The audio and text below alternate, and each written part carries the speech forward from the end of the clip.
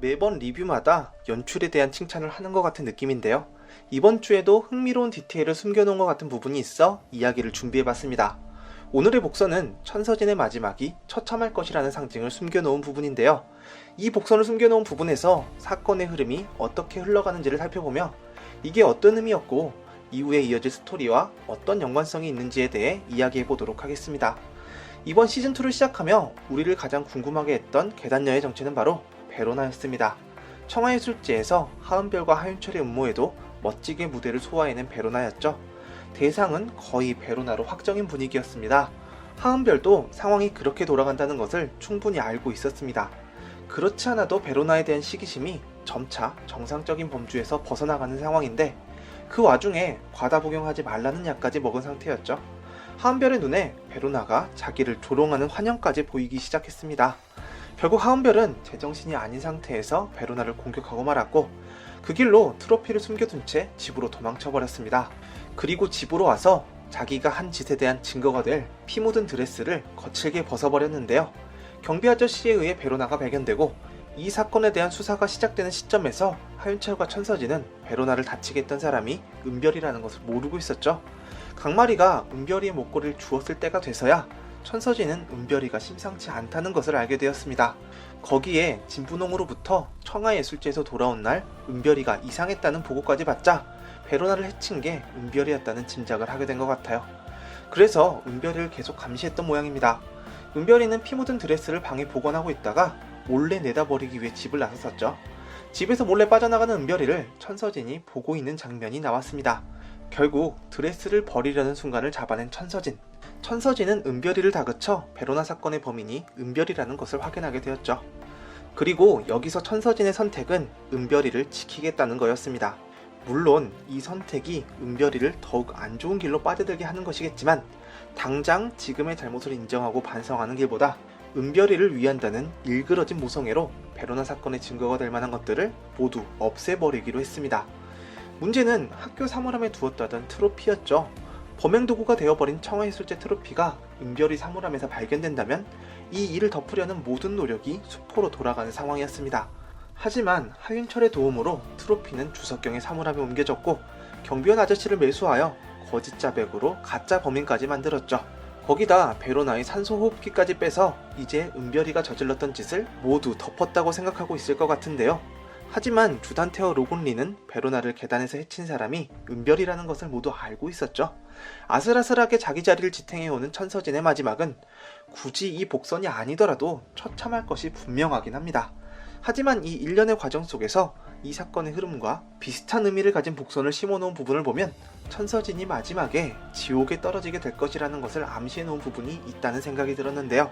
그 부분은 바로 천서진이 학교에 트로피를 찾으러 가기 직전의 장면에서 등장합니다. 천서진은 트로피를 찾으러 가기 전에 악몽을 꾸는 은별이를 재우기 위해 수면제를 꺼내 들었습니다. 졸피뎀 성분의 수면유도제라는 라벨이 똑똑히 보였는데요. 이 수면제를 은별이가 먹을 과일 주스에 넣고 잘 섞이도록 젓는 장면이 아주 강렬한 느낌으로 연출되었습니다. 그리고 은별이 핸드폰에서 유심을 빼 씹어먹는 장면이 이어졌는데요. 이 부분에 대한 감정선 해석은 다음 리뷰에서 준비해볼 예정입니다. 여기서 등장한 복선은 수면제를 넣은 주스를 만드는 장면에서 나왔던 배경음악이에요.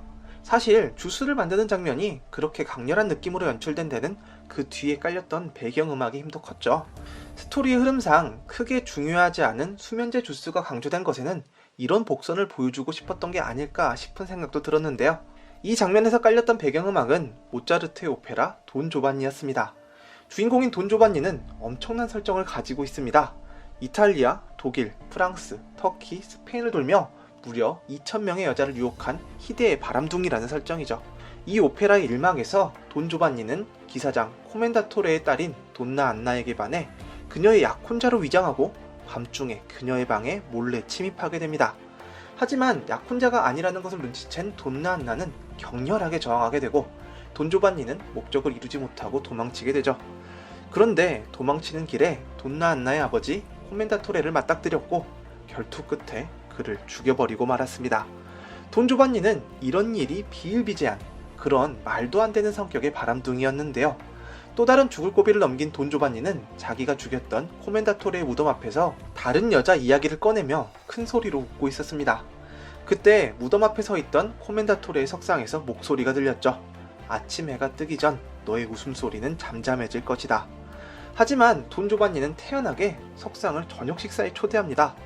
석상은 머리를 끄덕여 식사 초대에 응했다는 것을 표현했는데요. 실제로 돈 조반니의 저녁 식사에 석상이 나타나면서 이 이야기는 끝을 향해 달려가죠. 천서진이 수면제를 주스에 섞고 있는 장면에서 나왔던 음악은 바로 이 저녁 식사가 시작되며 나오는 음악이었습니다. 석상이 방문하고서부터 이어지는 사건의 흐름을 살펴보면 펜트하우스에서 천서진의 이야기와 무관하지 않다는 느낌이 들어요. 석상은 돈 조반니의 집에 나타나서 문을 두드리며 그대가 나를 식사에 초대하여 이렇게 왔다고 이야기합니다. 석상이 식사 자리에 나타나자 많은 사람들이 혼란에 빠졌는데요. 돈 조반니는 태연한 척 한 사람분의 식사를 더 준비시킵니다.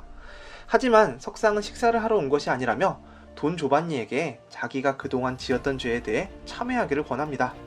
사실 석상이 권하기 전에도 여러 등장인물이 돈 조반니에게 반성하고 뉘우치기를 권유하고 있었죠. 하지만 그런 이야기를 들은 척도 하지 않던 돈 조반니였습니다. 이런 모습이 마치 자기가 저질렀던 잘못들에 대해 뉘우치기보다 오히려 더 당당한 모습으로 치고 나갔던 천서진과 많이 닮아있다는 느낌을 받았는데요. 예전에 주단태와 불륜관계라는 것이 밝혀졌을 때에도 거리낄 것 없이 당당한 모습이었잖아요.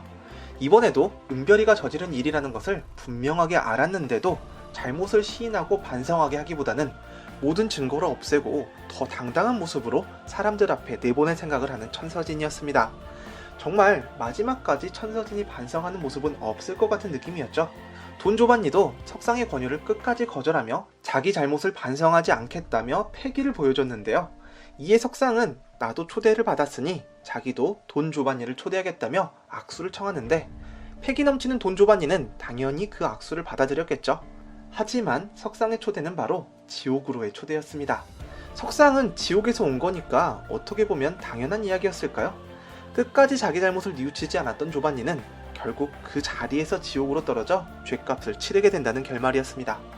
아마 천서진의 결말도 비슷한 모습이지 않을까 하는 생각이 들어요. 우리는 펜트하우스가 끝날 때까지 천서진이 자기 잘못을 반성하는 모습은 보지 못할 것 같죠. 끝까지 자기 잘못을 인정하지 않고 마지막까지 당당한 모습의 천서진이 그 모습 그대로 지옥에 떨어지는 결말이지 않을까 하고 예상해보게 만드는 복선이었던 것 같습니다. 어떻게 보면 몰락해가는 마지막까지 당당한 모습인 게 천서진에게는 더 어울릴 것 같다는 느낌도 드네요. 또 뵙죠.